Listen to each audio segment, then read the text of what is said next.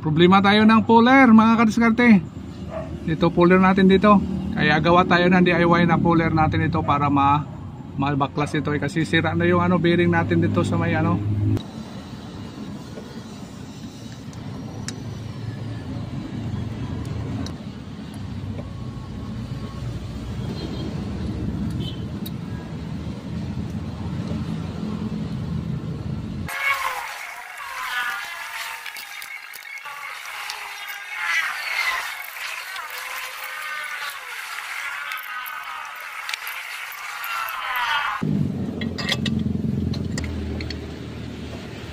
ayos.